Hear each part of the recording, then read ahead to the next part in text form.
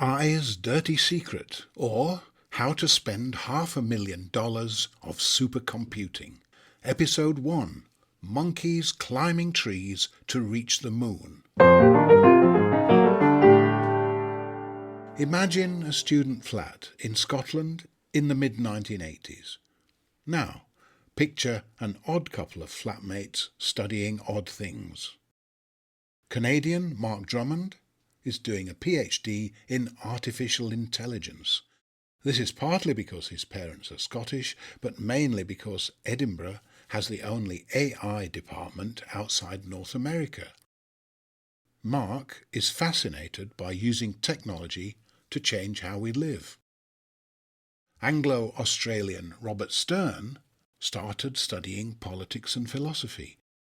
When he discovered Edinburgh was the only Scottish university with a Chinese department, he switched courses. Robert is fascinated by how humans live with or change the environment.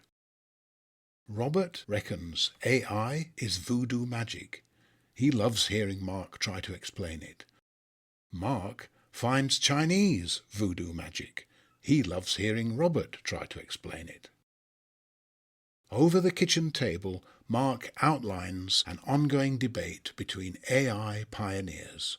Some believe robots can, in principle, one day emulate human intelligence. Others reckon it's like monkeys climbing trees to reach the moon. They may make progress, but not meaningfully. In response, Robert grabs a pen and paper to tell Mark a classical Chinese dirty joke he's just stumbled across. It's just as vulgar as you'd expect a joke about a lusty monk and a winsome nun to be, but it requires writing Chinese, and it dates back to the Tang dynasty. Mark and Robert graduate. Their paths diverge, but they stay in touch. Gradually, events make their obscure study choices look increasingly smart.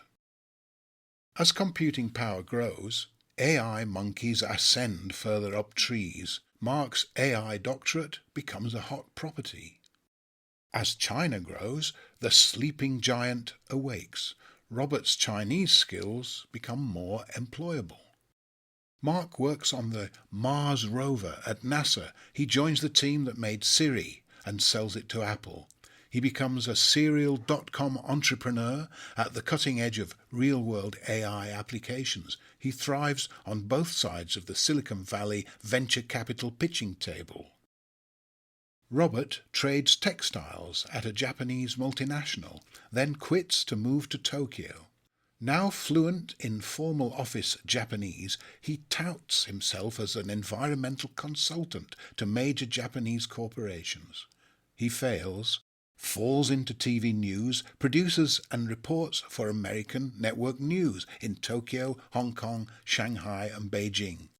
He moves home to Britain to make documentaries, teach filmmaking and journalism, broadcast and consult for international co-productions, sports events and TV entertainment formats.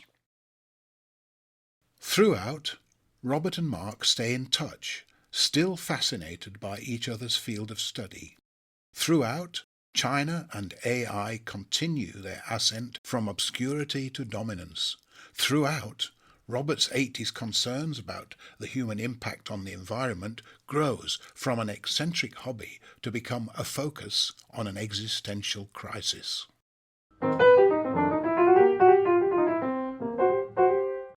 By 2021, Mark heads an AI project at Apple so secret his immediate boss isn't allowed to know what it is. If we told you what it was, we'd both either probably be dead or very senior Apple executives.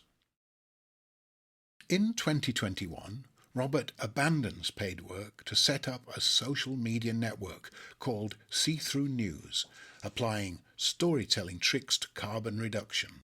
30 years after failing to make up a paid job as an environmental consultant, Robert succeeds in making up an unpaid one. The See-Through News goal is speeding up carbon drawdown by helping the inactive become active. He and a group of volunteers create a series of eye and ear-catching projects: a newsletter, a podcast, community filmmaking, Facebook notice boards, even an AI project. They appear unconnected, but are actually different starting points to the same destination of measurably reducing carbon. Each project is designed to appeal to some group or other of ordinary people as a point of engagement. It was called See-Through News for two reasons. One, its unconventional methodology, while convoluted, was transparent. Like a conjurer explaining his tricks as a DVD extra, every manipulation and trick was explained to the curious. 2. See-through things don't signal their purpose. Having observed that many climate activist organisations with words like green, sustainable or carbon in their titles deterred some ordinary people as soon as they saw these names, Robert thought it worth trying to first engage people with activities that were appealing in their own right before revealing any carbon-reducing purpose. Most people recognise the science and reality of climate change, but feel powerless to do anything about it. See-Through News deployed green trigger words as little and as late as possible, ideally not at all. As well as the school projects, film screenings and video games, Robert regularly writes journalistic articles offering climate perspectives on hot topics, which he publishes every Sunday in the See-Through News newsletter.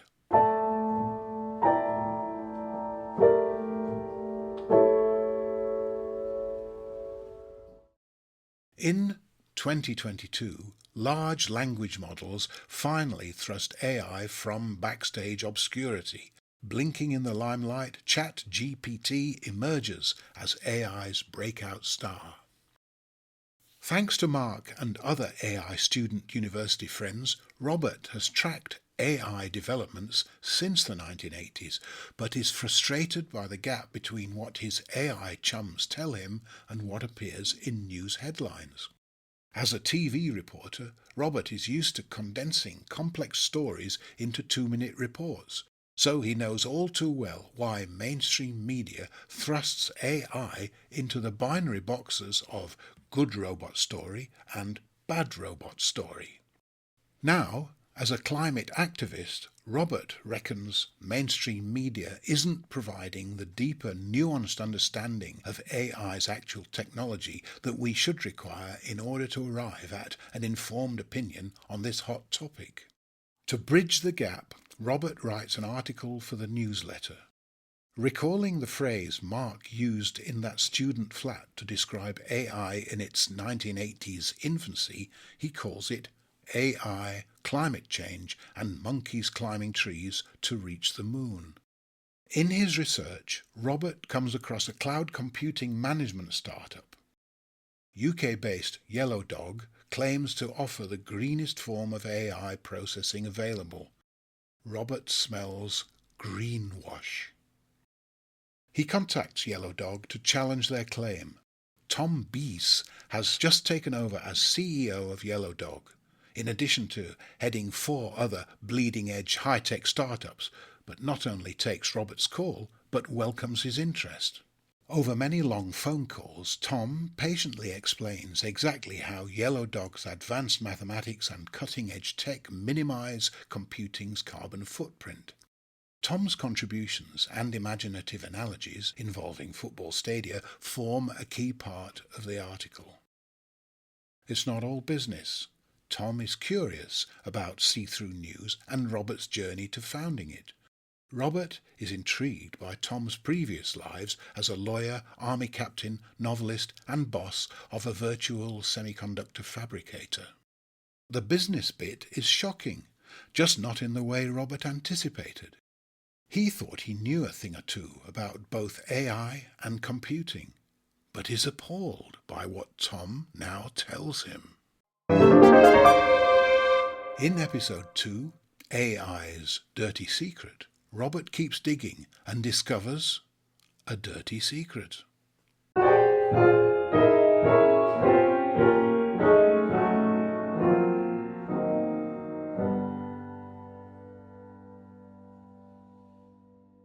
Episode 2: AI's Dirty Secret.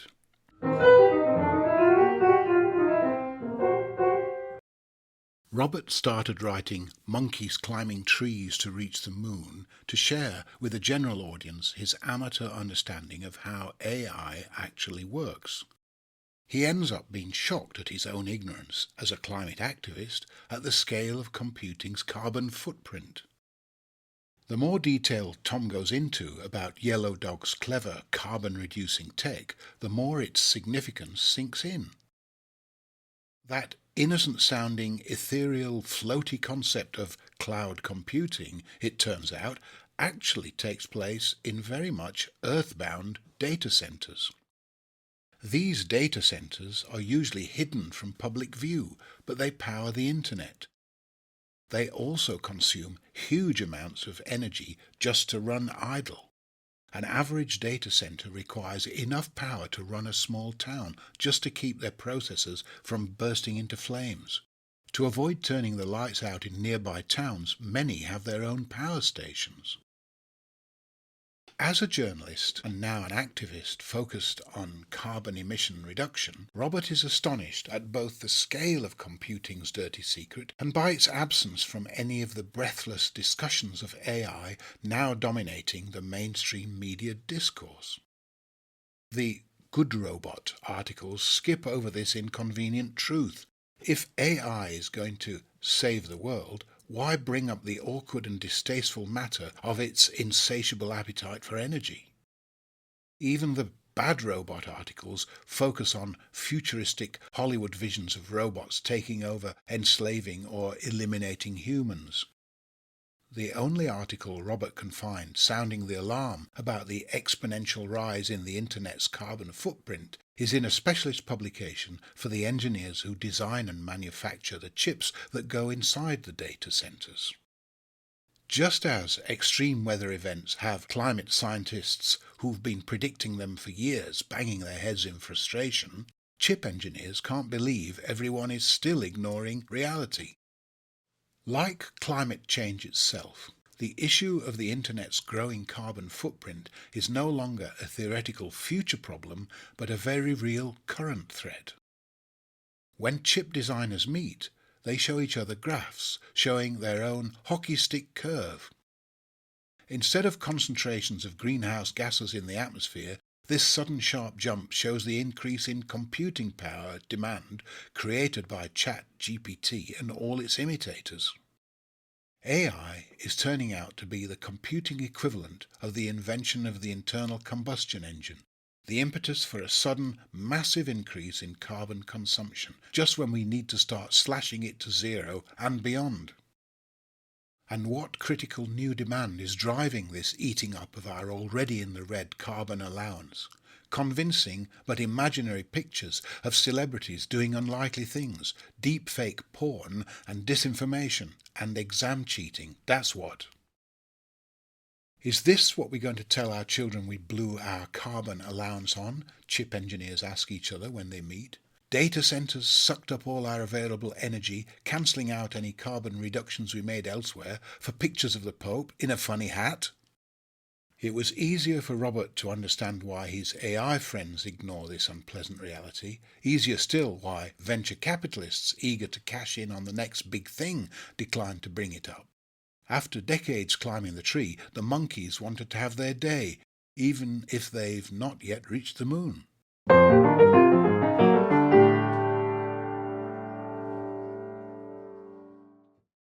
Like most climate activists and increasingly the public, Robert is hyper-aware of the carbon profligacy of, for example, the aviation industry. The press is all over it. Flight shaming is clickbait catnip. All those column inches and airtime branding celebrities, politicians and activists as hypocrites for flying to a climate protest or environmental conference. Given all the hot air, it's almost disappointing to learn that aviation accounts for 2% of total global carbon emissions. If this number appears at all, it's usually buried very low in the finger-pointing articles, and you can see why. 2% of anything seems like a trivial thing to spend so much time getting so worked up about. For activists, this is a tricky issue. Treating long-haul flights like local buses is a great symbol of our carbon profligacy and need to adapt to a sustainable lifestyle. But for results-focused activists like Robert, stoking up a highly divisive Twitter storm about something that only generates 2% of emissions also looks like a very effective tactic for vested interests who are merrily pumping out the other 98%. In this light, flight shaming starts to look like a classic dead cat PR trick. If you want to prevent something awkward being discussed, throw a dead cat on the table. It usually changes the subject. Meanwhile, as Tom is patiently teaching Robert, all our apparently harmless paper-free online activities, all those video calls, streaming services, and infinite and eternal access to cat videos are already generating more than twice as much carbon as flying. Worse still, Tom explains, the vast majority of the chips used in the data centers that store and process all this online activity are still designed to optimize performance, not reduce power consumption. Computing power consumption is already at least 4.5% of global emissions. But the large language model breakthrough being celebrated in all those articles about ChatGPT and its imitators will supercharge demand even further. In a series of further long phone calls, Tom explains the tech and science and data behind this dirty secret. Once he's got his head round it, Robert publishes Computing's Carbon Footprint, the Other AI Threat.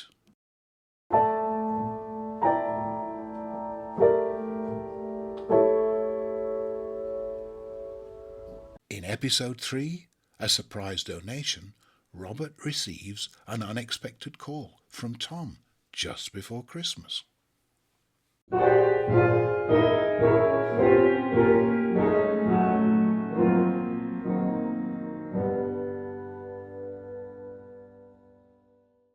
Episode 3, a surprise donation.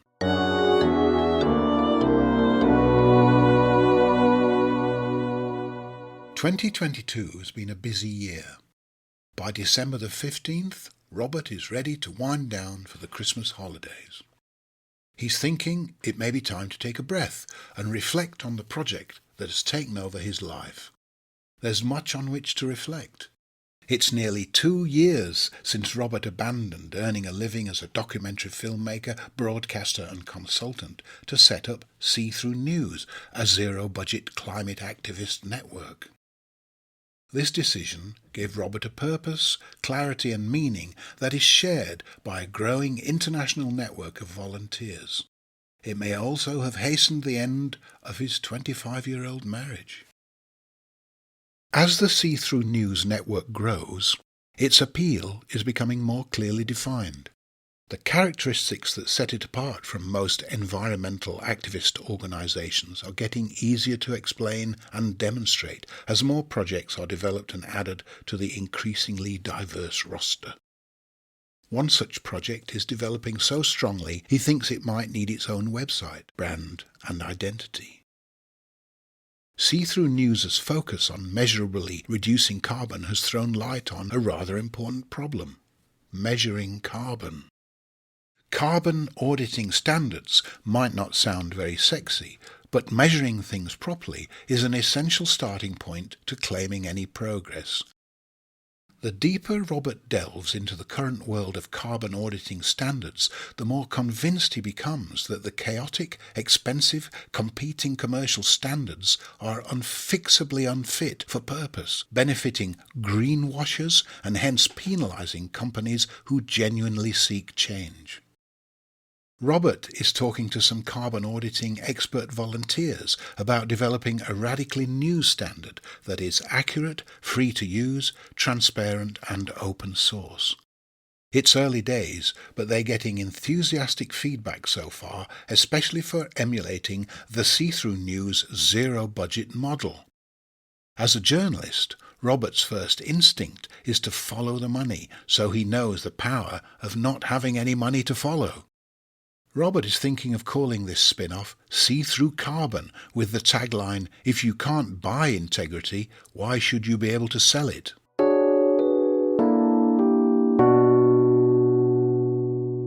After 20 years running a production company in what he likes to refer to as the beggingest business in the world, independent documentary filmmaking, Robert is delighted to discover that, so far at least, the advantages of not having a bank account far outweigh any drawbacks.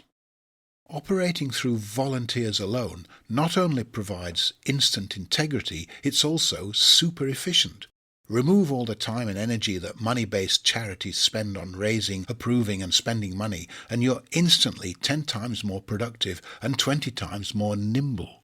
Money-free activism permits a laser-like focus on the mission.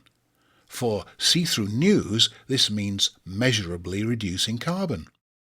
The See-Through News combination of crystal-clear goal and refreshingly original method is attracting activists who share Robert's frustration whenever he hears the phrase "saving the planet." Like him, they prefer the ambition of mitigating the worst effects of human-induced climate change on human civilization. Less catchy, more meaningful. Raising awareness isn't a bad thing, but if educating and informing is an end in itself rather than a means, no carbon is reduced as a result. A year ago, See-Through News road-tested some of its transparent Trojan horse activities at COP26 in Scotland. The team had seen how the world's most active climate activists and ordinary Glaswegians responded to a street theatre quiz game, a superhero drawing competition and a guerrilla gig for ukulele and bagpipes, instead of pamphlets and protests. For nearly 100 consecutive Sundays, Robert had produced a newsletter summarising progress. He was teeing up the Sunday, December 18th edition, but the following one would be Christmas Day. Nothing too noteworthy had occurred, and even the keenest See-Through News newsletter subscribers probably wouldn't be thinking about effective climate action on Christmas Day. Sitting at his keyboard, struggling to come up with an article for Sunday's newsletter, Robert wonders if anyone would really notice or care if he misses one newsletter. That's when Tom calls.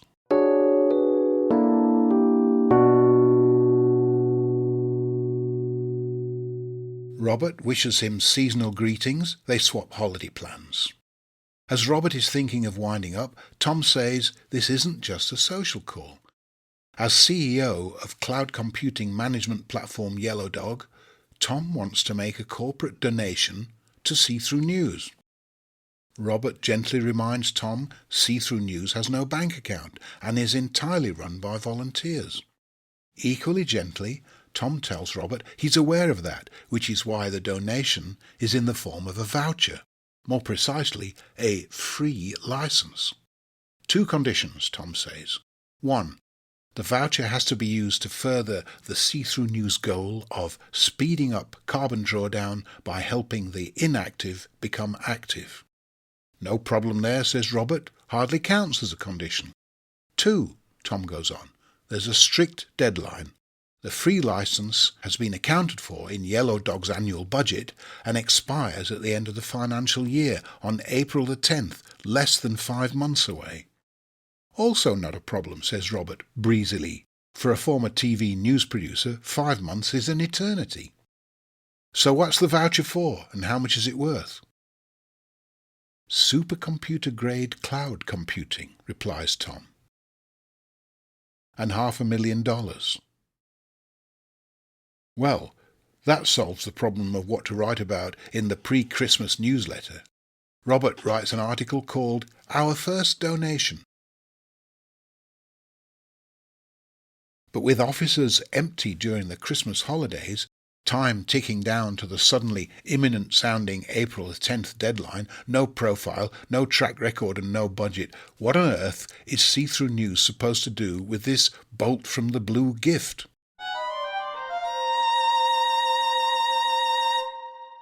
In episode 4, Best Christmas Present Wrapping Ever, Robert spends his Christmas holidays working out what Tom's gift is and how to wrap it.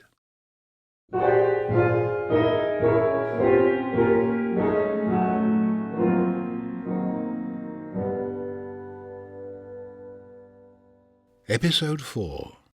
Best Christmas Present Wrapping Ever. When Tom calls to make his donation, office Christmas party season is in full swing. By the time Robert gets his head around the enormity of the donation, most people are, in reality or in their minds, on holiday. For the next fortnight, Robert's only sources will be Tom, online research, and whatever specialist advice and opinion he can glean from friends, acquaintances, and see-through news network volunteers between the parties and the family visits. First, Robert needs to get a handle on what exactly this gift is. He asks Tom if one or two of see-through news' projects might be able to make use of this supercomputer-level processing. Tom tells him straight away no see-through news projects are currently anywhere near requiring the kind of processing power on offer. Cloud processing is not like replacing your old laptop with a new one. It's the difference between crawling with your hands and feet tied together and sprinting. So, see-through news' job is to find projects that serve its 10-word goal that can make use of cloud computing. The first part of its goal is straightforward, speeding up carbon drawdown. Carbon drawdown is shorthand for either removing existing carbon from the atmosphere or reducing the amount currently being transferred there from the ground by burning non-renewable fuels. If Earth is a bath filling with water, carbon drawdown projects help pull out the plug or turn off the tap. In short, Robert and Tom need to find worthy projects that promote sustainability. So far, so clear. The second part of the goal, by helping the inactive become active, was less obvious, and the deeper Robert examined it, the murkier the view became. Usually, helping the inactive become active meant convincing people who accept the science and reality of climate change but feel powerless to do anything about it to take a specific action that could measurably reduce carbon. By now, Robert understands how, even with Yellow Dog's mitigations, cloud computing pumps out massive carbon emissions. The challenge, then, is to find one or more sustainability-related projects that have a huge amount of data, need complex processing, would be transformed by the injection of supercomputing, would result in original research, and would measurably reduce way more carbon than that produced by the supercomputing required to generate it. Robert puts these challenges to various AI friends. Some work in academia, others in commerce. They agree on 3 key points, but these in turn imply 3 problems: 1 minor problem, 1 moderate problem, and 1 massive problem.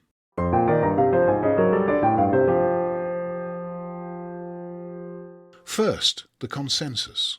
Consensus 1. $500,000 buys a serious amount of computational horsepower. Consensus 2. Commercial businesses would already have budgeted for supercomputing, which leaves academia.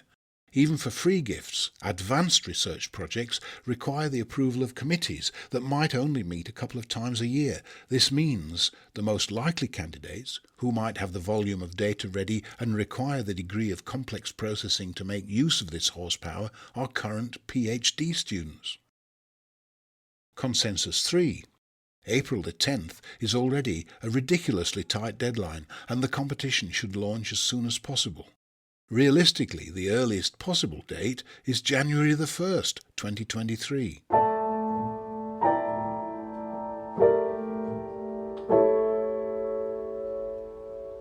So, a few days bring Robert one kind of clarity. The best way to give away $500,000 of supercomputing by April the 10th is to use the Yellow Dog free license as a prize fund for some kind of competition targeting PhD students working on sustainability projects. So far so good. Now for the 3 problems. The minor problem is what to call it. This was easily resolved. The competition would be called the See-Through Carbon Competition. The principles of the See-Through Carbon Auditing Standard immediately helped shape the ideal candidate's qualities. Current carbon auditing standards aren't working because they're expensive, inaccurate, opaque and proprietary. See-Through Carbon is free, accurate, transparent and open source. The See-Through Carbon competition would favour projects that reflected those values. The Supercomputing Prize would be offered to projects producing research that could rapidly be deployed to measurably reduce real-world carbon.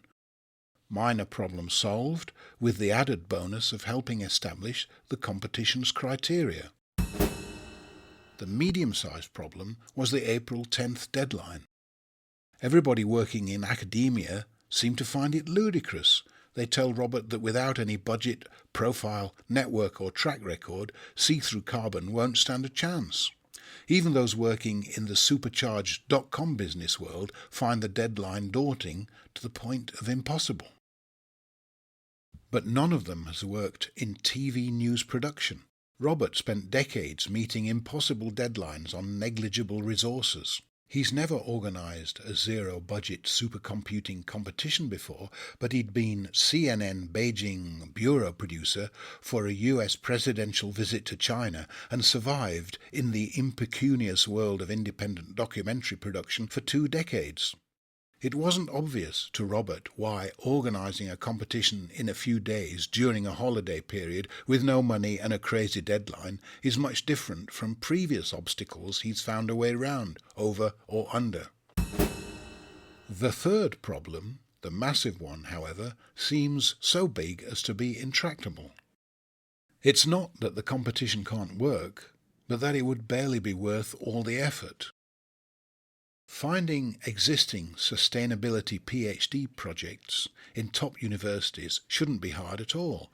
The See-Through News network includes academics in leading AI and computer science departments from Edinburgh to London to California, Canada and Japan. Off the top of their heads, they can name half a dozen PhD students working on sustainability-related issues with massive data sets perfectly prepared for cloud processing. But this is precisely the problem.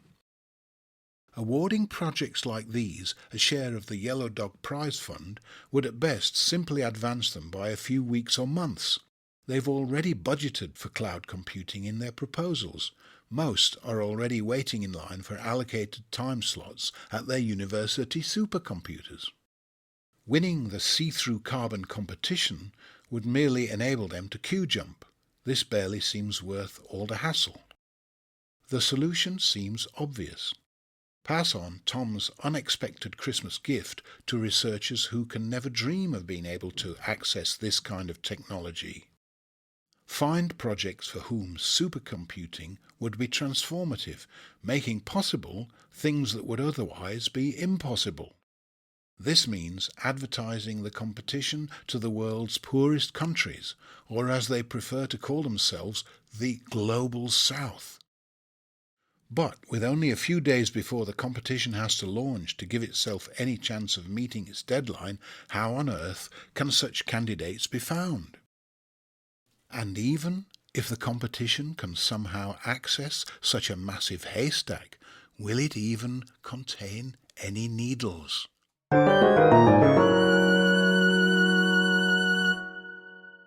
In Episode 5, An Unusual Introduction, we'd learn of the critical role played by a Dutch woman bobbing around in the Atlantic Ocean.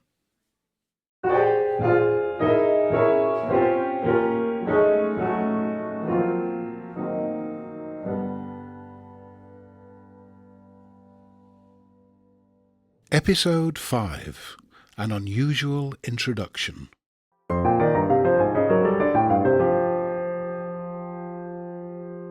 Robert rises early on Christmas Day, 2022. It's a Sunday, so his mind is already thinking about the newsletter. In a few hours, he'll be in a Christmas lunch food coma. First, he sits down to write up his dilemma: how to find sustainability researcher needles in Global South haystacks.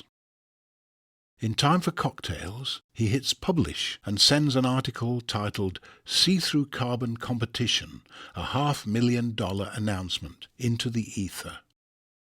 Robert can now enjoy the rest of the day without the newsletter hanging over him, but he does wonder if anyone is actually going to read it. The newsletter, free every Sunday, only has a few hundred subscribers, most of whom would be distracted by the busy Christmas period. Mentioning the dilemma feels like an act of reflective therapy rather than a realistic appeal for a solution. Still, at least it's some interesting content in a slow news period.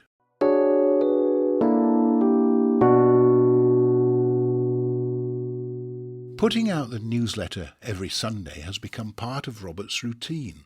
Even if its circulation is tiny and his articles largely ignored, writing original articles on neglected topics every week is good discipline. It keeps him well informed, deepens his understanding of complex problems, and each Sunday further refines the see-through news methodology and mission. Sometimes the main article is a throwaway climate take on a current topical issue, like the movie Don't Look Up, dashed off in a couple of hours. Sometimes it's a deep dive requiring weeks of research, like one Robert had written a few months before called Dr. Dryden and the Missing Plankton. This was about a parallel existential threat to human civilization and biodiversity created by burning fossil fuels. Not the blanket effect of carbon emissions on our atmosphere, but how they are gradually increasing the acidity of our oceans.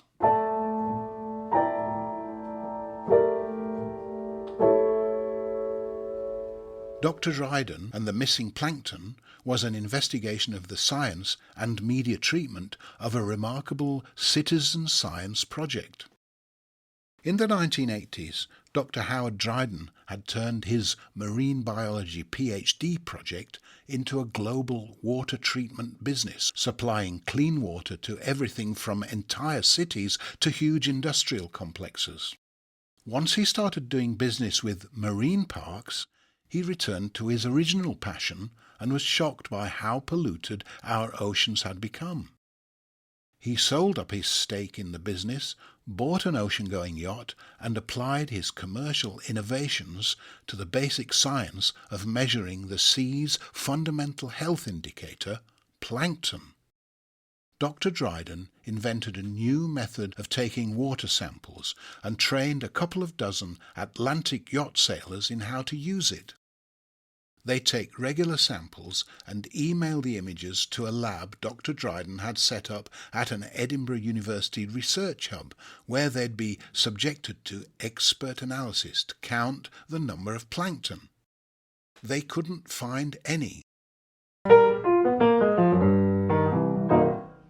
Conventional plankton counters pooh-poohed Dr. Dryden's findings, either dismissing his technology or saying he was looking in the wrong places. Mass media, less concerned about such technical nuances, simply misreported the results with sensationalist headlines. Few people read beyond the headlines, including scientists who should have known better. A critical scientific question rapidly descended into a Twitter storm of name-calling. Any scientific reason was drowned out in polarized grandstanding from either side of the social media schoolyard. Dr. Dryden and the Missing Plankton was a typical see-through news article. It tried to, see through the news, taking the time to explain the science objectively and in detail, and analyse how and why mainstream media didn't. You've probably not heard anything about this story, which is precisely why Robert spent weeks researching it. After tracking Dr. Dryden down to his research yacht in Colombia, he interviewed planktonologists, oceanographers, statisticians and marine biologists in California, Alaska and around Europe. Robert published Dr. Dryden and the Missing Plankton at the height of the unedifying public name-calling. The plankton counting community welcomed the article as an even-handed explanation of both the scientific debate and the unscientific media ding-dong. The mainstream media duly ignored it. They have enough trouble reporting how we're trashing the air we breathe and the water we drink. The media don't, it seems, have any appetite to add the collapse of our marine ecosystem to the list of inconvenient climate truths. They may reckon the average reader finds things depressing enough already. They may be right, none of which changes the reality that the year-on-year pH balance of our oceans is rapidly approaching the point when it will dissolve the shells protecting the microorganisms that produce half our oxygen.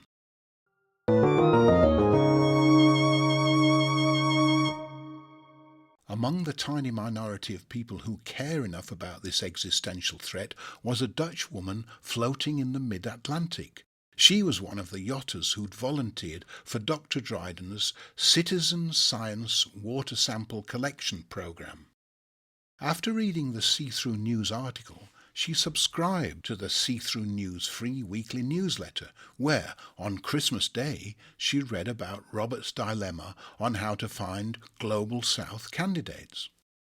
Bobbing on her Atlantic yacht, she thought of another newsletter she subscribed to, using up her precious internet bandwidth to read in her bunk. She reckoned it might be worth putting Robert in touch with Renuka.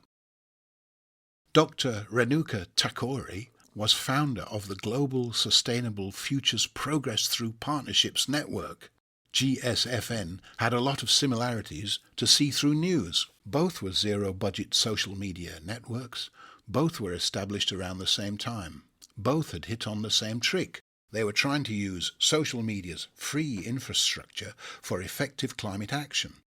Our Silicon Valley overlords provide free access to their platforms in exchange for our data, which they sell to advertisers, who use it to persuade us to buy more stuff we don't need, pumping more carbon into the atmosphere. Robert and Renuka both had the idea of using this same infrastructure to reduce carbon by connecting like-minded people to take effective climate action. See-Through News targeted a mass audience, while Renuka's network consisted of, and this was why our Dutch sailor, who prefers anonymity, made the connection, sustainability researchers, mainly PhD and master's students, mainly in the Global South. Renuka's GSFN had grown in a couple of years to encompass 150 countries with thousands of researchers, all connected to a potential network of 1 million more. Maybe, thinks this Dutch sailor as she looks through her porthole into the mid-Atlantic Christmas darkness, maybe Renuka can help Robert find some needles in the Global South haystack in time to spend Tom's $500,000 of supercomputing before the April 10th deadline. She uses some more of her precious bandwidth to email Robert and suggests he contacts Renuka. This mystery Dutch connector didn't realise, nor did Robert nor Renuka, that they, Robert and Renuka, were actually only a 90-minute drive away from each other in southern England. That's the power of social media, right there.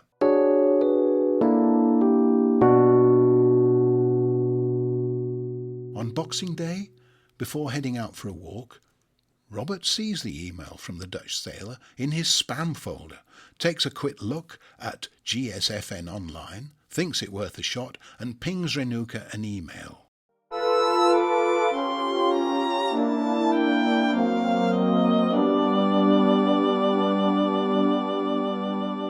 In episode 6, Rules, Referees and Global South Haystacks, we find out whether Renuka replies.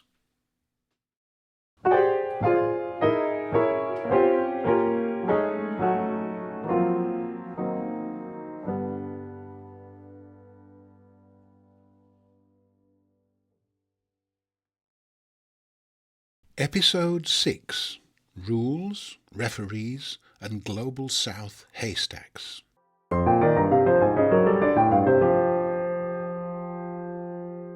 That Dutch sailor's hunch was right. Renuka and Robert hit it off immediately. Quite apart from the immediate matter of how to spend $500,000 worth of supercomputer-grade cloud computing, they're just immediately on each other's wavelength. Renuka and Robert have very different backgrounds, and until COVID lockdown, their careers have taken very different paths. Renuka, born in India into a family of engineers, becomes an engineer herself before moving to the UK into academia and consulting, focused on sustainability and carbon accounting, first in the construction industry, then everywhere. Robert, born in London, studies Chinese, trades textiles for a Japanese multinational, views Asia as a producer and reporter for American TV news, makes documentaries on Europe for Japanese viewers, then, as the internet destroys old ways of making a living, explores how filmmakers might use it to find a new one. Yet, by 2021, their paths start to converge. Locked down in Berkshire, Renuka founds the Global Sustainable Futures Network, a zero-budget social media network which, among other things, connects early career sustainability researchers in the Global South. Locked down in Wiltshire, Robert founds See-Through News, a zero-budget social media network with the goal of speeding up carbon drawdown by helping the inactive become active. Both networks thrive and grow, and now intersect, thanks to a good Samaritan bobbing on a yacht in the mid-Atlantic. One alert Dutch sailor spots that for the see-through carbon competition, Renuka's network might be the answer to the problem faced by Robert's.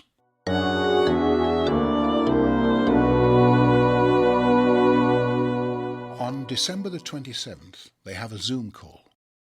Introductions over, goals aligned, with no need to consult anyone else or get approval for a budget, Robert and Renuka agree immediately to collaborate on the competition and start brainstorming.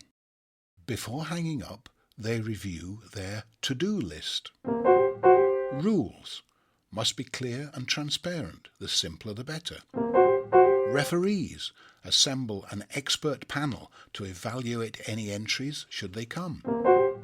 Evaluation. Define the criteria to pick winners. Support. Cloud computing novices would need help to prepare their data. Marketing. Advertise the competition as widely as possible while targeting the most likely candidates.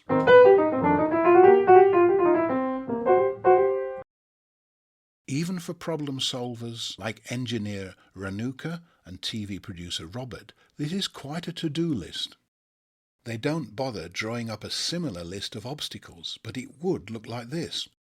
1. The target January the 1st launch date is in 1 week. 2.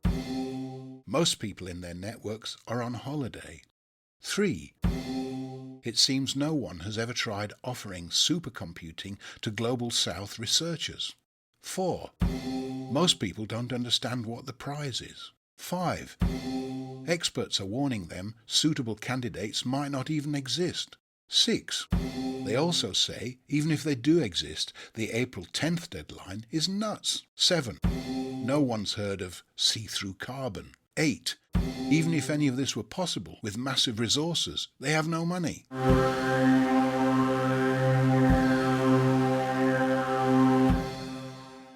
Daunting, certainly. Still, after seeing their zero-budget networks prosper for 2 years, Renuka and Robert have discovered something interesting about money. We're usually all so focused on its advantages, we rarely consider its disadvantages. We think of money as lubricant, but it can also be sludge. As former freelancers fighting for funding, Renuka and Robert are all too familiar with both of money's isotopes. Renuka submitting countless applications for tiny puddles of grant funding, Robert pitching for endless meagre pots of documentary funding. As GSFN and See-Through News thrived without even a bank account to receive donations, the less obvious benefits of being money-free have revealed themselves. As many are quick to observe, you need to have the good fortune to have enough money to volunteer yourself, but many richer people keep working because they lack the concept of having enough money to stop. Lubricant, yes. Sludge, yes. But money is also narcotic. It's a seductive means dressed up as an end. Running GSFN and See-Through News has taught Renuka and Robert how much can be achieved by volunteers sharing an end goal that values carbon rather than money. What's strange is how strange we find this. Money, after all, is an abstract and very recent invention of a particular species, Homo sapiens. Carbon, by contrast, is what not only humans, but all life on Earth is made of. Put like this, valuing money so much more over carbon starts to look like the eccentric life choice. Researchers and filmmakers can easily spend 90% of their working hours pitching for money, waiting for money, accounting for money, or chasing money, leaving only 10% to actually research or make films. Remove money from the equation and you're instantly 10 times more productive. One thing Robert knew from his TV news days is there's nothing like a deadline to focus the mind. And so it turns out when he and Renuka ask their networks for help. Even on holiday, GSFN and See-Through News experts volunteer their help with alacrity, helping recruit others in turn to fill any gaps. Need the founder of an overstretched pro bono PR agency on holidays? Happy to help. Experts to make the panel as diverse and representative as possible? On board.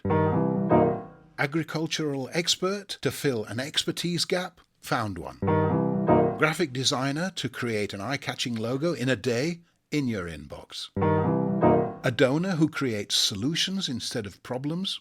Meet Tom.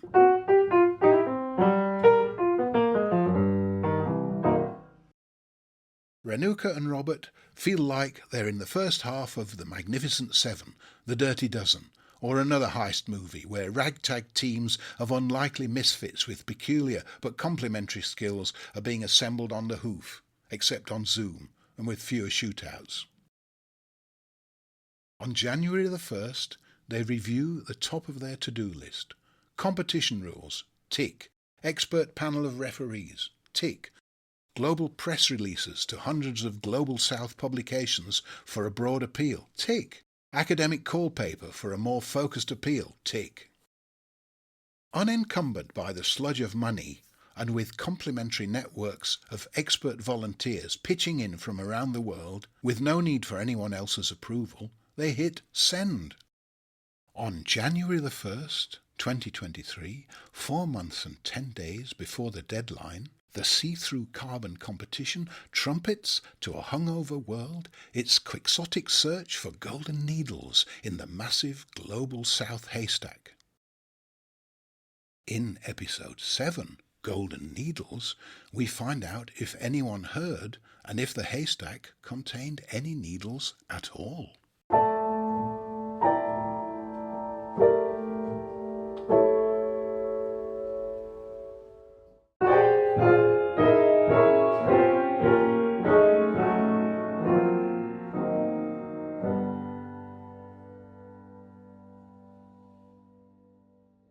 Episode 7, Golden Needles.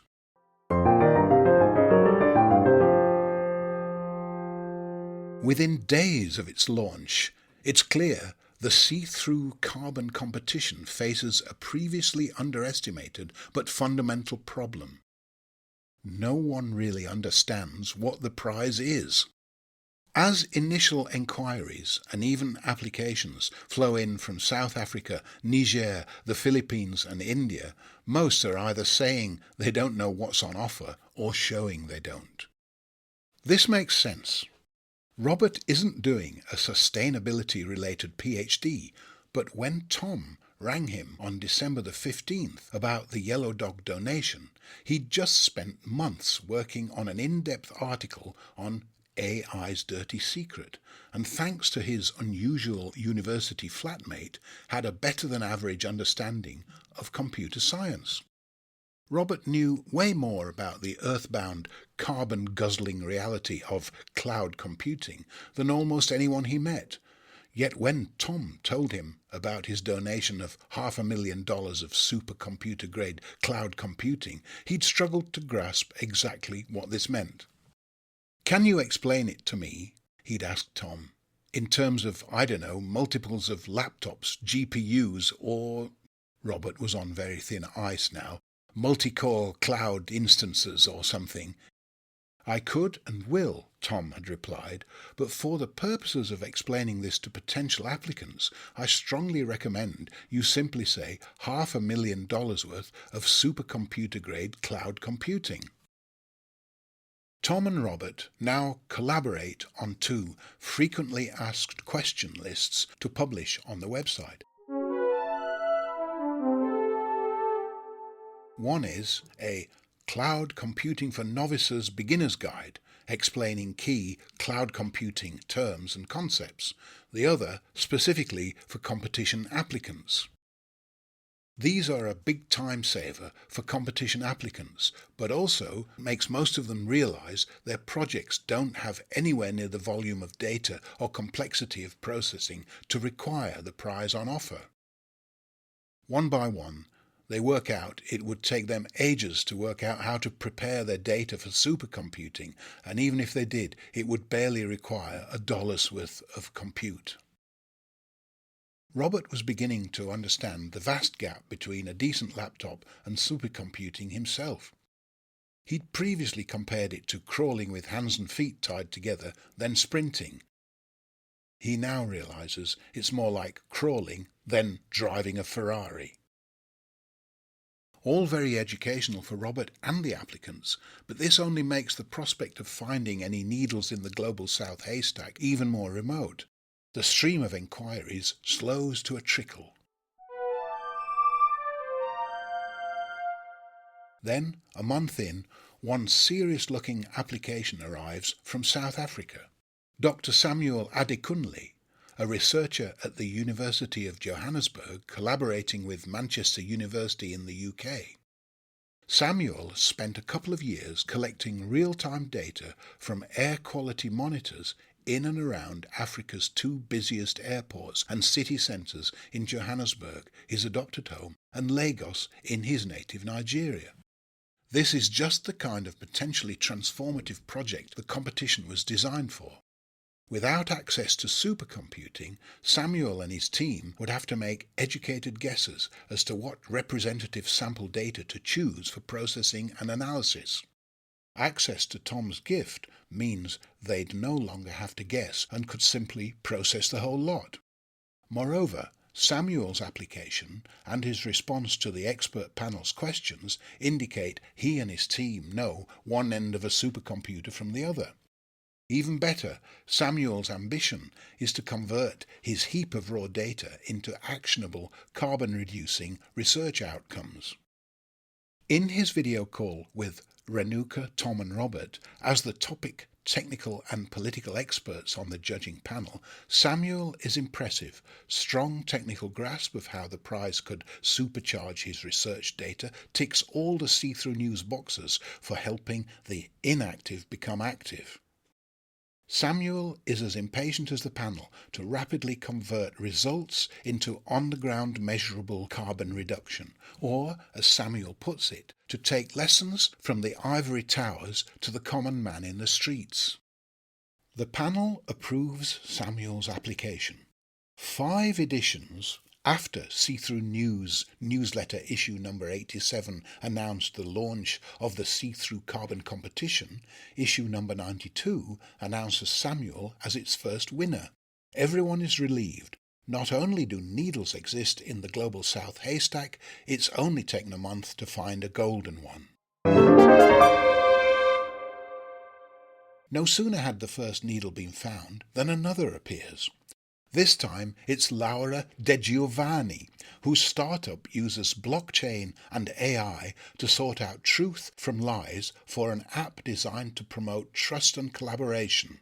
Laura's application wasn't such a slam dunk as Samuel's.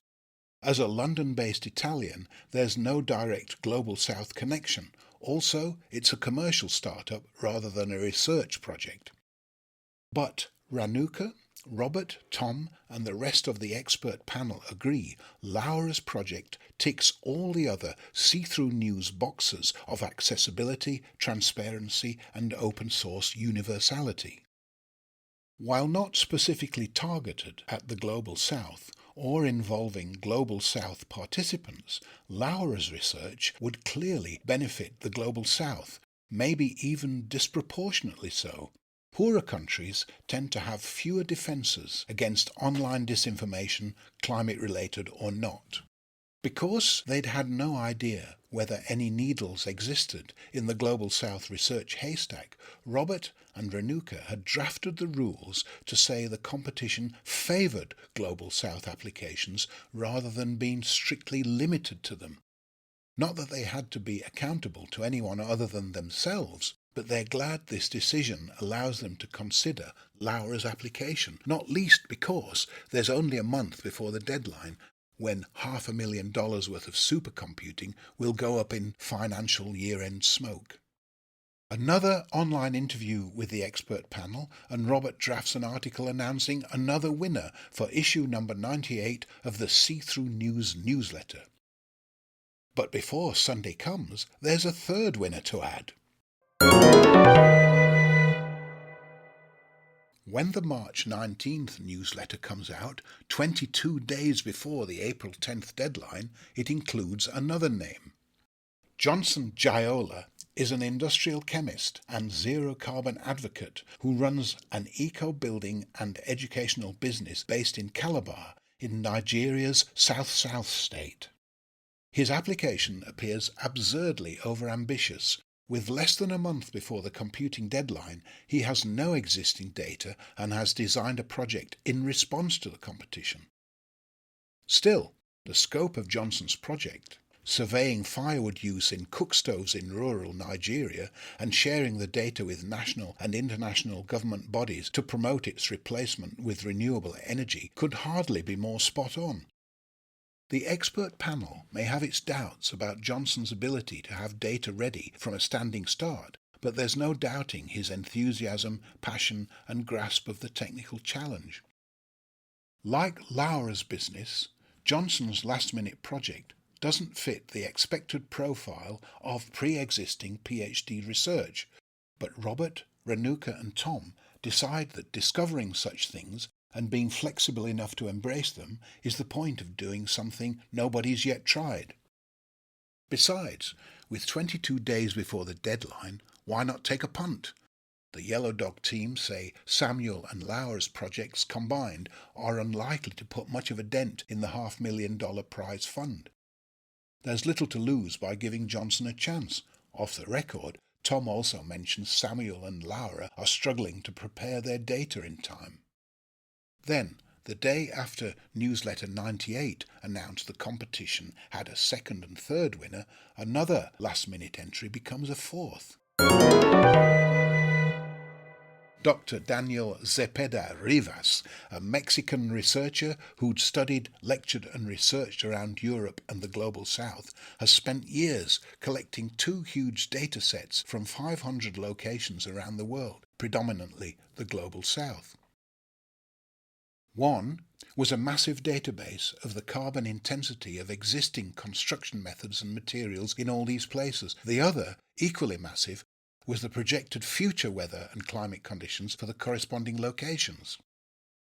Use AI to process them together and you'd end up with a huge open-source online handbook that could tell anyone building a new building anywhere in the world how to do it the lowest carbon way that would be most resilient to future weather extremes of wind, rain and heat, and building accounts for 39% of all carbon emissions.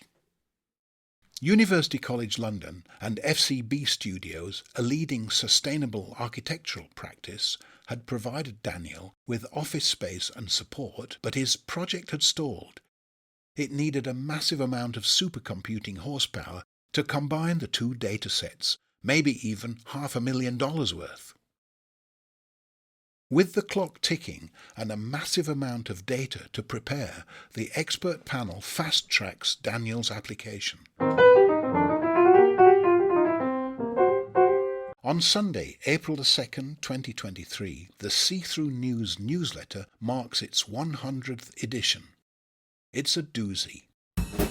One article details the pilot for a new project, a free, open-source citizen journalist project called the Global Reporter Intensive Training Scheme, already training volunteers in the UK, Nigeria, Uganda and Kenya, aged from 10 to 45. Another article explains how the global reach of the See-Through News social media network has just shot past 70,000, is still growing exponentially at a double-digit monthly rate on a marketing budget, including tax, of zero. By the way, 6 months later it's still growing at the same rate and has passed 170,000, same budget.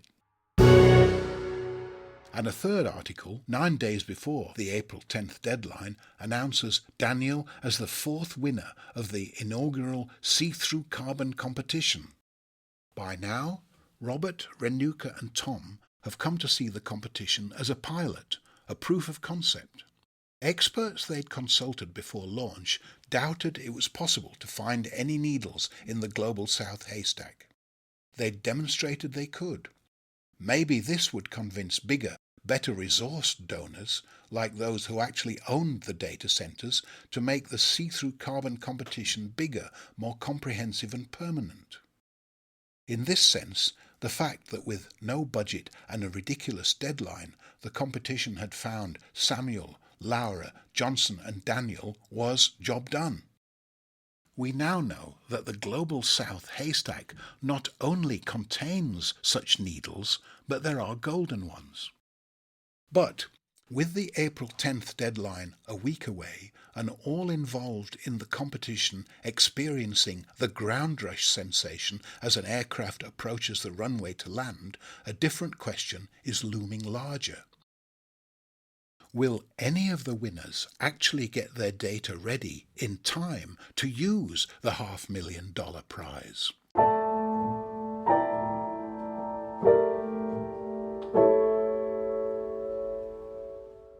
In episode 8, Tick-Tock, we find out if any of them make it over the line.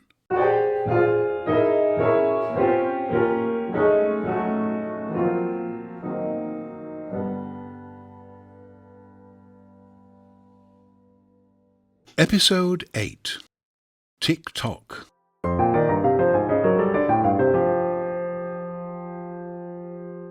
Days after announcing Daniel as the 4th winner of the See-Through Carbon competition, and with the deadline for processing counting down in days, Robert, Renuka and Tom get one piece of bad news and then another.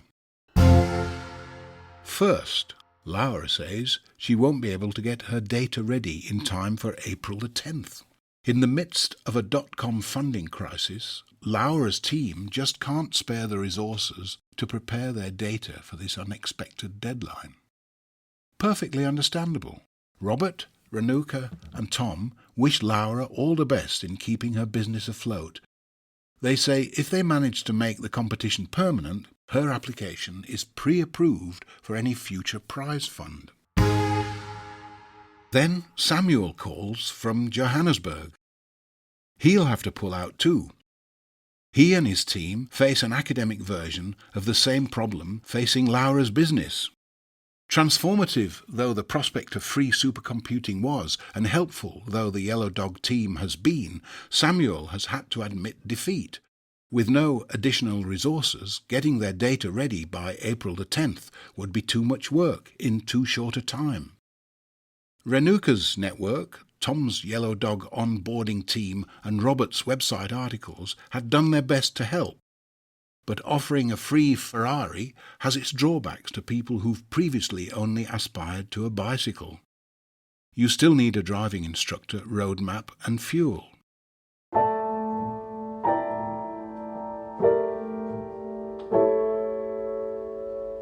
On his See-Through News name card, Robert gave himself the title of Gift Horse Distributor. It was a semi-joke to highlight the fact that See-Through News had no bank account and how some people only take things seriously if they involve money. The twin blows of Laura and Samuel pulling out brought the occupational hazards of the gift horse distribution business into sharp focus. Even gift horses need to be stabled, fed and groomed. Neither withdrawal is entirely unexpected. Both are completely understandable. What about the remaining projects? Will Johnson in Nigeria and Daniel in London, the last-minute winners, get their projects over the line in time? There's also the matter of using up the $500,000 worth of computing. Proving winners not only existed but could be found was already a considerable achievement, but it would be a shame for that prize fund to disappear unused when Yellow Dog's new financial year starts. Samuel and Laura's projects, despite their ambition, scale and pre-existing databases, would still not have taken much of a chunk from the $500,000. Tom reckons they wouldn't have used up more than low tens of thousands of dollars worth. But they were now out of the picture.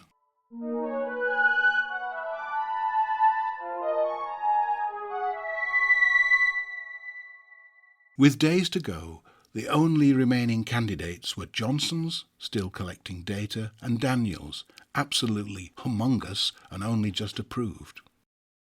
Robert checks in on Johnson in Calabar. Is there any realistic chance his data will be ready in time? No problem, replies Johnson. All in hand and on schedule.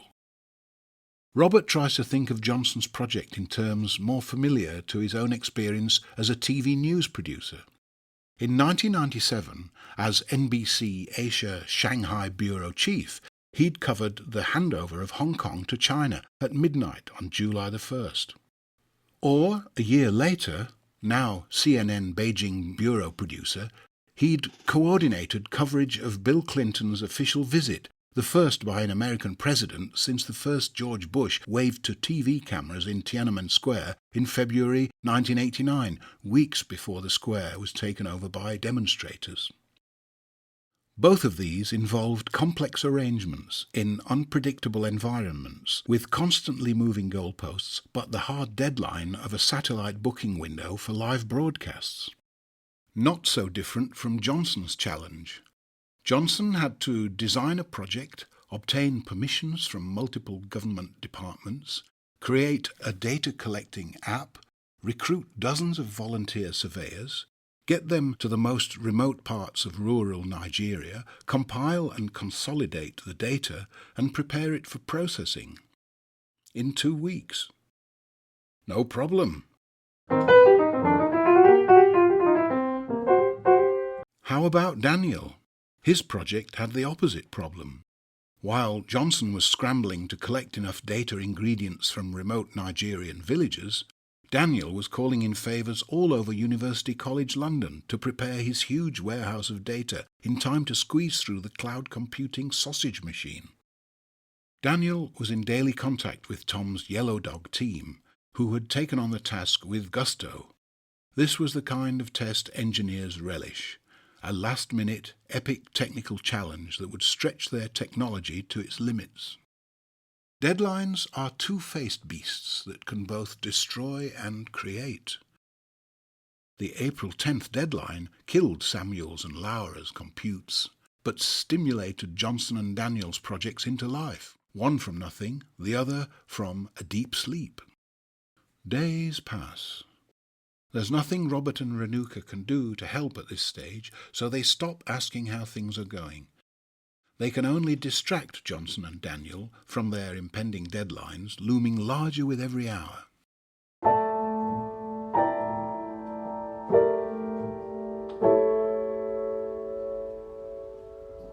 On Sunday, May the 7th, nearly a month after the deadline, Robert hits publish on See-Through News newsletter, issue number 105.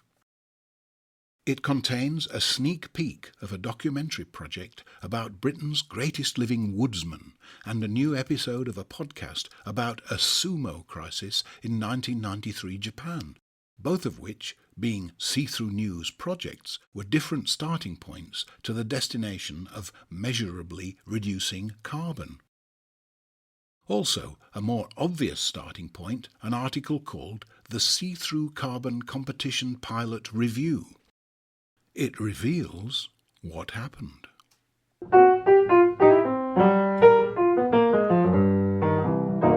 In episode 9, Did It Work?, we find out if Johnson and Daniel got their projects over the line in time.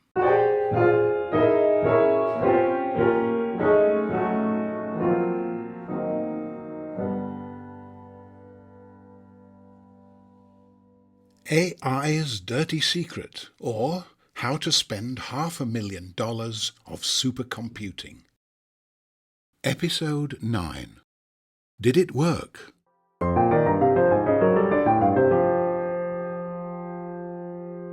The actual compute is never going to be the problem for Johnson Giola. Before he applied, he read the cloud computing frequently asked questions and gave himself a crash course in what was on offer. Once approved, before he starts collecting any data, Tom's Yellow Dog onboarding team explains how to structure it so it's ready to go. Johnson and Yellow Dog both know it won't use up much of the $500,000. Even with Johnson's optimism and ambition, there's only so much data he can collect in a few days. For Johnson, it's all about meeting the deadline in a country where few things happen quickly, with an abundant supply of unexpected problems, from palms that need to be greased to terrible roads and poor telecommunications. While his team develop and test the app, Johnson works ministries and government offices. Informal letters, official phone calls, and informal meetings. He explains the importance and urgency of his rural firewood survey to potential volunteer partners. By now, Johnson and Robert are chatting quite regularly. As well as discovering Johnson, in coastal Nigeria, is just as big an Arsenal fan as Robert, who grew up near their North London stadium, they enjoy chewing the fat on a variety of topics.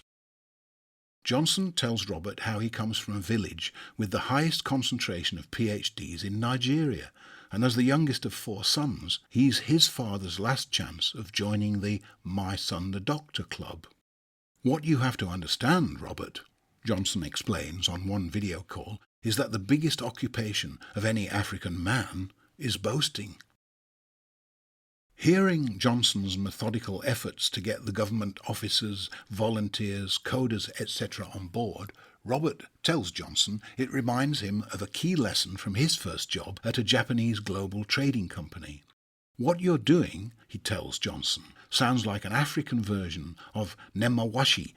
Nemawashi, literally a horticultural term meaning tending the roots, is a key part of Japanese corporate culture and the reason why formal meetings are so short in Japan. They only have meetings and formal votes when they know everyone is on board, having spent the previous weeks and months tending roots in one-to-one meetings to get everyone aligned and invested in the project, usually in karaoke bars in the small hours. But Johnson only has days, not weeks or months. Young volunteers are keen to help with the legwork, but like young people everywhere, young Nigerians can't afford to pay for travel, food, accommodation, phone and internet costs. Johnson puts his hand in his own pocket to fund the incidental costs, but otherwise relies on resourcefulness and persuasion. Working his personal church and professional networks, he assembles his team. It's a Nollywood version of the Magnificent Seven reenactment that Robert and Renuka did over the Christmas holidays a few weeks previously, converting Tom's donation into the see-through carbon competition. Johnson sends letters to key people, leverages press coverage of his win, hits the phones to find volunteers to do the considerable legwork. The days click over towards April the 10th. Johnson plugs into Ploggers Nigeria, a network of young Nigerians who volunteer to combine exercise with environmental good deeds. This usually involves jogging around Nigerian streets picking up plastic trash, but Johnson convinces them to extend their mission. He invites Robert to dial in to an online training session for the ploggers.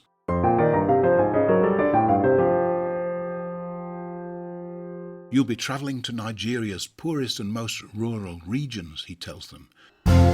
Use this bespoke app we've just made to survey locals about their cooking methods. Make sure you can speak the right language, figuratively and literally. And while you're at it, educate the villagers about affordable low or zero carbon alternatives fueled by wood pellets or solar energy. If cooking with firewood seems like a yesterday problem, welcome to the global south. While the global north frets about disposable coffee cups and plastic stirrers, around 2 billion people, including those in relatively rich countries like Nigeria, cook with firewood every day. When the experts at Project Drawdown rank dozens of human activities for their carbon-reducing potential using current proven technology, cook stove technology is number 9. The short-term public health consequences of cooking on open fires are just as disastrous as the long-term environmental ones. Still, for such a huge problem, there's been very little systematic and detailed research. Maybe because the people funding such research think of it as a yesterday problem. Now, armed with his just-developed data collection app, Johnson's team of volunteer ploggers are uploading survey data from villages around Nigeria. Somehow, Johnson collates the data and sends it to his new friends at Yellow Dog, who complete the compute with a day to spare. Quite apart from any contribution to speeding up carbon drawdown, this is a bravura logistical achievement. Congratulating Johnson on a Zoom call, Robert tells him a story about his father, an eminent neurologist. One of his patients was the boss of a famous footwear brand, who, at the end of a consultation, gave Robert's father the highest compliment he knew. "Dr. Stern," he said, "you would have made an excellent shoe salesman." "You," Robert tells Johnson, "would make an excellent TV producer." While Johnson is conjuring up his data from scratch, the Yellow Dog team is knee-deep in a very different challenge: how to squeeze Daniel Zepeda Rivas's huge inventory of data through the cloud computing sausage factory before time runs out. To satisfy the competition's Global South remit and to make the compute manageable within the time constraints, Daniel thinks it's prudent to select only part of his enormous database. Conferring with Robert, he selects his native Mexico and East and West Africa from the 500 locations available. On April the 1st, Daniel and his University College London team primp his 2 datasets from these Global South locations into compatible shape and place them in Yellow Dog's in-tray. It is now a simple race against time to process it all by April the 10th. Given that this whole adventure had started with Robert interrogating Yellow Dog's low-carbon claims for his article on AI's dirty secret, Tom's team do their utmost to minimise the carbon footprint of Daniel's compute. For the first few days, they survey the tens of thousands of data centre options they constantly monitor and only select those with the lowest carbon energy source. This varies from month to month, but in early April, the lowest carbon options available are in Paris, powered by nuclear energy. It goes well. Daniel and Yellow Dog get more ambitious. Maybe it's possible to prepare and process data from all 500 locations before the deadline. At this stage, everyone involved is so focused on the technical challenge, no one mentions whether this might blow the $500,000 budget.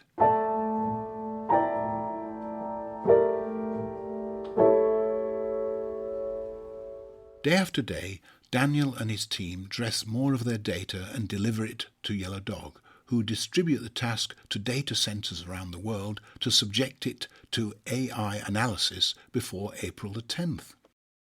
As the deadline approaches, they realise they have to be less picky about the carbon credentials of where they allocate the jobs.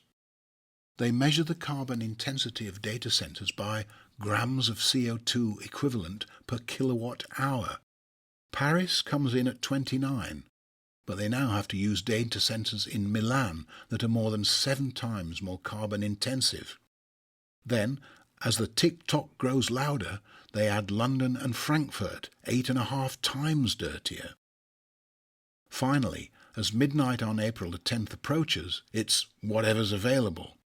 They complete the compute in data centers in Phoenix, Arizona, where 2/3 of power is from coal and oil. That makes the Phoenix compute 24 times more carbon intensive than the nuclear energy-powered Paris data centers they started with. But complete it they do. Over 11 days, they cram in 45,000 supercomputer hours. If it means anything to you, the output from all that supercomputer-grade number crunching was 36 terabytes. If not, it's a lot. Johnson's project may only have driven the Ferrari a few feet, but Daniels went on an epic joyride with the accelerator jammed to the floor.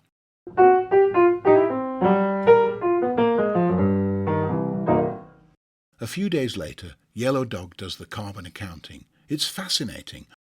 Robert updates his article on AI's dirty secret. For details, see the See-Through News website and scroll to the end of the article. Robert does his best to translate the scale of Daniel's compute from terabytes and instance hours and iterations into more easily visualized images. Doing some back-of-the-envelope calculations as he prepares the Sunday newsletter, Robert decides AI's dirty secret might be better measured in charismatic macrofauna than grams of CO2 equivalent per kilowatt hour. Had there been no deadline, he writes, Daniel's compute could have used only the lowest carbon data centers, the ones in Paris. These would have only emitted 541 kilograms of carbon into the atmosphere, about the weight of one right whale testicle. Because Yellow Dog had to resort to dirtier data centers to get the job done in time, it ended up emitting 5.8 tons, about the weight of an adult elephant. Had they done the entire compute at the dirtiest data center in Phoenix, it would have emitted more than 13 tons of carbon, about the weight of an entire female sperm whale. Does that strike you as a lot? If so, what are your thoughts on the carbon cost of all those streaming services, video calls, and AI apps that produce pictures of the Pope in a funny hat? Or, for that matter, the buildings we live in. In 2022, the global built environment pumped out 4 billion tons of CO2 equivalent into the atmosphere through construction, usage, repair and maintenance. That's 4 followed by 9 zeros. Or the testicles of 4 billion right whales. Or, if you can imagine a fully crewed, loaded, armed US Navy Nimitz-class aircraft carrier, around 40,000 of them. And what about the prize fund? How much of the $500,000 did Johnson & Daniels projects end up using? The answer, which might surprise you, can be found at the end of the revised AI's Dirty Secret article. If you want to know the answer right now, remember the second part of the See-Through News goal, speeding up carbon drawdown by helping make the inactive active.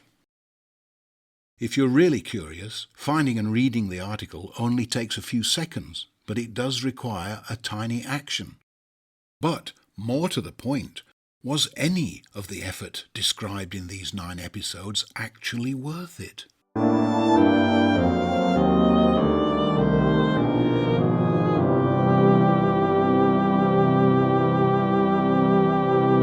In our final episode 10, What Happened Next, we let you be the judge.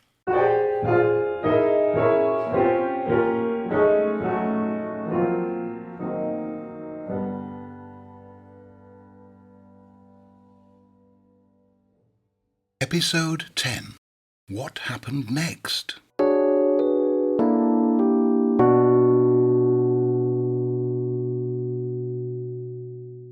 It's September the 10th, 2023, 5 months after the deadline for the inaugural See-Through Carbon competition. The 10th being a Sunday, it's See-Through News Newsletter Day. Robert's writing an update. Not much work today, he's just editing the summaries Johnson Jaiola and Daniel Zepeda Rivas have sent him and adding a few comments of his own. Johnson's update details the logistical complexities that would make him such a great TV news producer. His research collected and collated data in real time about 5 cooking instruments, firewood plus 4 comparators in 12 states across Nigeria, involving 20 local governments and 36 communities, mainly in the southwest. Output from the cloud computing analysis includes granular breakdowns by cooking instruments and geography and data visualizations. Johnson describes a unique, precise, accurate data set made possible by the See-Through Carbon competition that's already having real-world impact on the ground. Government agencies, aid organisations and NGOs now have statistically rigorous evidence to guide informed decision-making on maximising carbon reduction through the targeted provision of clean energy cookstoves. In keeping with See-Through News' principles of transparency, Johnson has made his data freely available and his methodology open source to encourage similar research across Africa and beyond. How about Daniel? What has he done with his 36 terabytes of output? For a start, he's had to scramble to find anywhere to store it. Even these days, 36 terabytes is a serious volume of ones and zeros. Daniel persuades University College London to hold it while he works out backups. He spends weeks transferring the data to a couple of stacks of hard drives with multiple redundancy for insurance. The stacks humming on his desk are about the size of a cardboard box. They feel as hot as a data center processor. Meanwhile, he and other architectural and engineering experts have been spot-checking the output. As we now know from ChatGPT trained on the internet, robots are only as smart as the data they're trained on. There's always the risk that despite all Daniel's efforts in collecting, matching and preparing the data inputs, the AI processing had generated nonsense outputs. Their spot checks check out. They all make sound engineering sense. Particularly interesting are some results that initially look wrong, weird or counterintuitive, like only insulating certain faces of certain buildings with certain usage and occupancy. No architect or builder would ever consider anything other than symmetrical insulation. Only insulating, say, the north and east faces of a building just looked wrong. But when they ran the numbers, there are indeed certain conditions where selective insulation would reduce carbon both in construction and ongoing heating costs. This is just the kind of thing robots are good at, spotting patterns that elude even human experts used to seeing the world in a particular way. It's a cracking example of how judicious use of a precious carbon-intensive resource, in this case AI processing, can be justified because it reduces vastly more carbon in a way no number of human experts would have worked out. Unlike, say, spending hours on video calls, streaming movies or generating pictures of the Pope in a funny hat. With his colleagues at UCL and FCB Studios' architectural practice, Daniel is doing some building himself. They already have a working demo of a tool to help anyone building a new building or retrofitting an old one to save the maximum amount of carbon while building the most robust construction. Whether you're building a hut in Namibia or a tower block in Toronto, the design tool will consult the handbook made of those 36 terabytes of computations and tell you the lowest carbon way to make your structure most resilient to future climate extremes. Anyone building anything anywhere in the world will be able to consult Daniel's free online database to construct something that will withstand extremes of heat, flood and wind when traditional building practices and methods no longer work. And Daniel's handbook will mean the new way they design and build will minimise putting more carbon in the atmosphere and making future extremes of heat, flood and wind even more extreme. In his summary, Daniel makes clear what has made this possible. He writes, "The $500,000 allocated to the project was fully utilised the best way possible. This additional funding allowed us to overcome the technological challenges we were facing and expedite the process, resulting in a more robust and comprehensive analysis." Daniel and his colleagues are on track to make their handbook and design tool publicly available to anyone on the planet in a matter of months. It has the potential to massively reduce huge amounts of carbon.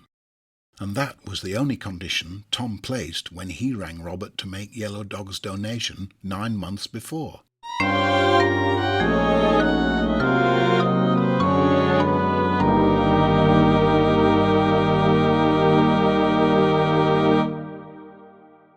There you have it, a neat ending.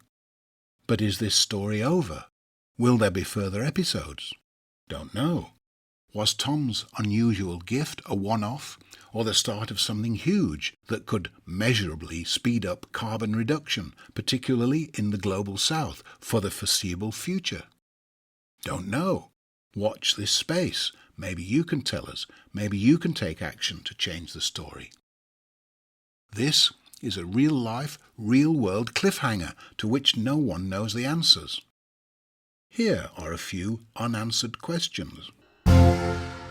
Will Johnson's open-source methodology and data convince governments in Nigeria and other African countries to act on firewood use for daily cooking? Who will use Daniel's free online low-carbon building design tool, and how much carbon will it save? Will Yellow Dog's low-carbon approach convince investors it deserves to survive the venture capital drought now ravaging high-tech startups? Will Ranuka's global network continue to grow and foster researchers in poor countries without any funding or formal support? Can Robert leverage the competition to benefit see-through carbon, the radical new carbon auditing standard launched in September 2023? Will we continue to treat carbon computing and AI as an infinite resource and ignore carbon consequences? Is the story we've just told you a one-off, or can it convince big cloud computing players to donate processing, mentoring and expertise to make the competition bigger, more comprehensive and permanent? Or is this the end of the story?